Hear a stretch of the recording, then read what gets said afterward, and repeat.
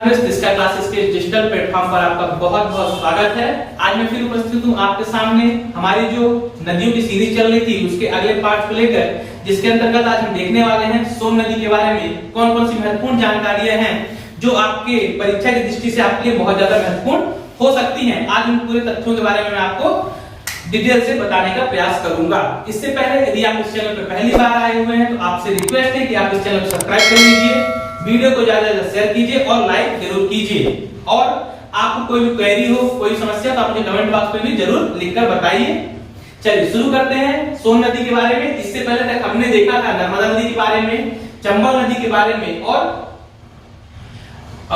बेतवा नदी के बारे में देख चुके थे। आज हम देखने वाले हैं सोन नदी के बारे में। तो सबसे पहले हम जानते हैं कि सोन नदी का प्राचीन नाम क्या है, या सोन नदी को और किस नाम से हम जानते हैं मध्य प्रदेश में। तो आपको पता होना चाहिए सोन नदी को हम स्वर्ण नदी के नाम से जानते हैं।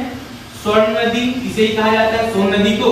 और देखें दूसरा नाम इसका सुभागति मिलता है। क्या मिलता है? बहुत अच्छा सुभागति, ये नाम भी प्राचीन नामों में सोन नदी का मिलता है। सुभागति जो वाल्मीकि रामायण है उसमें इसका उल्लेख किया गया था सुभागति नाम से। ये भी आपके लिए इंपॉर्टेंट तथ्य हो जाता है। तो दो नाम आपको बहुत अच्छे से ध्यान रखना है। एक नाम याद रखना आपको स्वर्ण नदी और दूसरा नाम याद रखना सुभागति। इसके अलावा सोन को वहां की स्थानीय भाषा में नंद के नाम से भी जाना जाता है। नंद क्या?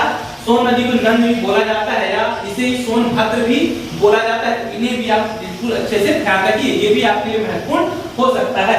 इसके बाद देखेंगे उद्गम कहां से होता है। तो आपको बहुत अच्छे से याद रखना है जो सोन नदी का उद्गम होता है अमरकांचन पर्वत के निकट या अमरकंटक की पहाड़ी से यह नदी निकलती है, ऐसा आपको ध्यान रखना है।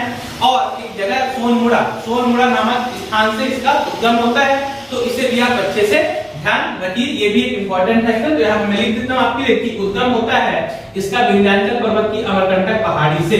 विंध्याचल पर्वत की अमरकंटक पहाड़ी से यह नदी निकलती है।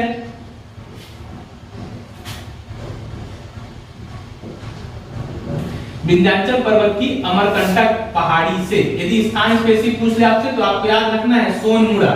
क्या याद रखना है? सोनमुड़ा नामक स्थान से इसका उद्गम होता है सोन नदी का। इसके बाद अगला फैक्ट आपका कि कुल लंबाई, तो आपको बहुत अच्छे से ध्यान रखना है। एग्जाम में पूछा जाता है कि सोन नदी की लंबाई कितनी है। तो सोन नदी की लंबाई 780 किलोमीटर। बहुत अच्छे से याद रखिए, 780 किलोमीटर लंबाई है इस सोन नदी की। और यदि आपसे ये पूछा जाए कि मध्य प्रदेश में इस नदी की कितनी लंबाई है, तो आपको याद रखना है मध्य प्रदेश में 470 किलोमीटर। 470 किलोमीटर लंबाई मध्य प्रदेश में है सोन नदी की। इसे भी आप अच्छे से ध्यान रखिएगा, ये भी एक इंपॉर्टेंट फैक्ट हो सकता है। ये थोड़ा डीप से क्वेश्चन पूछे, ऐसे क्वेश्चन भी आपसे पूछने की पूरी संभावना रहती है। इसके बाद देख रहे हैं अगला फैक्ट आपसे प्रवाह। तो प्रवाह में जो मुख्य रूप से जो बहती है, इसका जो प्रवाह है रीवा और सीधी, इन दो जिलों में मुख्य रूप से प्रवाहित होती है यह सोन नदी। रीवा और सीधी इसका मुख्य प्रवाहित होने वाले जो प्रवाह क्षेत्र है, रीवा और सीधी मुख्य रूप से दो जिले इसमें रहते हैं। अगला फैक्ट देखना बहुत ज्यादा इंपॉर्टेंट, परियोजना। इसमें बहुत ज्यादा एक चर्चित परियोजना इस सोन नदी पर बनी हुई है। उस परियोजना का नाम है बाणसागर परियोजना। क्या नाम है? आप बहुत अच्छे ध्यान रखना है। इस नदी में जो परियोजना चल रही है उस परियोजना का नाम है बाणसागर परियोजना। कौन सी परियोजना? तो आपको अच्छे ध्यान रखना है बाणसागर परियोजना, जो कि किस नदी पे बनी हुई है। तो यह बनी हुई है किसी सोन नदी पर बनी हुई है। यदि आपसे स्पेसिफिक स्थान पूछ लेगा कहां पर स्थित है, तो यह स्थित है देवलोद शहडोल में। देवलोद नामक स्थान पर शहडोल में यह परियोजना अवस्थित है, स्थित है।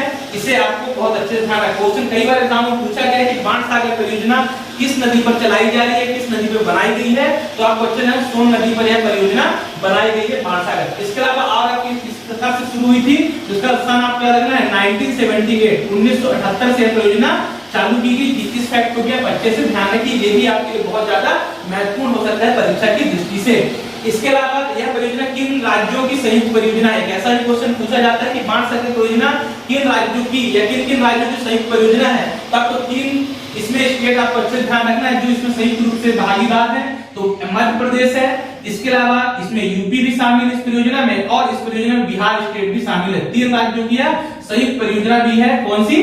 बाणसागर परियोजना। तो इसको भी आप अच्छे से ध्यान रखिए। और इसमें विद्युत उत्पादन किया जा रहा है लगभग 35 मेगावाट के आसपास की विद्युत उत्पादन भी इस परियोजना के तहत किया जाता है। इस फैक्ट को भी आप अच्छे से ध्यान रखिएगा। अब बात कर लेते हैं कौन कौन से महत्वपूर्ण तथ्य हैं इस नदी से जो आपके अच्छे से ध्यान रखना है। तो पहला फैक्ट आपको एक क्वेश्चन के रूप में पूछा जाता है एग्जाम में कि किस नदी को स्वर्ण नदी के नाम से जाना जाता है, सोन नदी। तो वही पहला फैक्ट है आपका कि इसे स्वर्ण नदी के नाम से जाना जाता है। महत्वपूर्ण फैक्ट, कई बार एग्जाम व्यापक एग्जाम हो में या कोई भी व्यापक एग्जाम है जिसमें ये फैक्ट कई बार पूछा गया, बहुत बार रिपीट किया गया, ये आपको ध्यान रखना है। दूसरा, यह जो नदी है यह एमपी, यूपी और बिहार राज्यों में से होकर बहती है, 3 राज्यों से होकर बहने वाली नदी है, तो ये आपको ध्यान रखना है।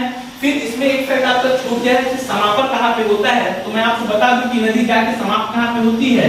तो आपको याद रखना समापन के रूप में या बिहार में दानापुर जो कि आता है पटना में, दानापुर के निकट यह किस नदी में जाके मिलती है, तो सोन नदी जाके किसमें मिलती है, तो दानापुर के निकट जाके गंगा में मिल जाती है। किस नदी में मिलती है, तो यह गंगा नदी में जाकर मिल जाती है। और स्थान पूछो तो दानापुर के निकट, दानापुर जो कि पटना में आता है, पटना बिहार में है।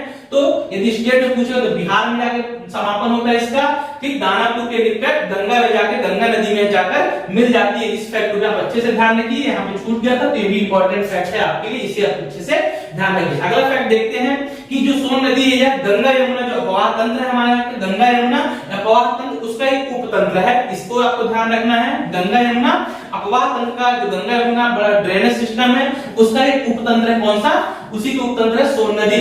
फिर आप क्या रखना है, इसका सर्वेक्षण करता कौन थे, इसको खोजा किसने था, सोन घाटी वगैरह जो मिलती, सर्वेक्षण करता कौन है इसके, तो निसार अहमद, इस नाम का निसार अहमद इसके सर्वेक्षण करता माने जाते हैं।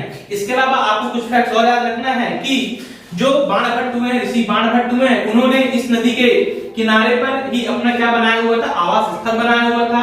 इस फैक्ट को भी आपको अच्छे से ध्यान रखना है। सोन नदी किनारे बाणभट्ट नाम कवि ने ही इसको अपना आवास स्थल बनाया हुआ था। एक फैक्ट आपको और ध्यान रखना है कि जो टॉलमी हुए हैं जिन्होंने नर्मदा नदी को नामोदस कहा था, वही टॉलमी ने इस सोन नदी को सुआ नाम दिया है। क्या नाम दिया है, सुआ नाम से संबोधित किया हुआ है। तो इस फैक्ट को भी आप अच्छे से ध्यान रखिए। तो ये थी आपकी सोन नदी के बारे में जो महत्वपूर्ण फैक्ट है, जो कि परीक्षा की दृष्टि से बहुत ज्यादा महत्वपूर्ण है, जो पूछे जाते हैं उनके बारे में पूरी जानकारी। तो अगर आप वीडियो आपको पसंद आया हो तो आप इस चैनल को जल्दी से सब्सक्राइब कर लीजिए, लाइक और शेयर जरूर कीजिए। इस चैनल पर नियमित रूप से मध्य प्रदेश से संबंधित सभी टॉपिकों पर वीडियो आपको प्राप्त होते रहते हैं। तो आपके आगामी जो भी एग्जाम होंगे उस दृष्टि से आपको इस चैनल से नियमित रूप से लाभदायक कंटेंट आपको प्राप्त होता रहेगा। फिर मिलेंगे किसी नए वीडियो के साथ, तब तक के लिए बहुत बहुत धन्यवाद।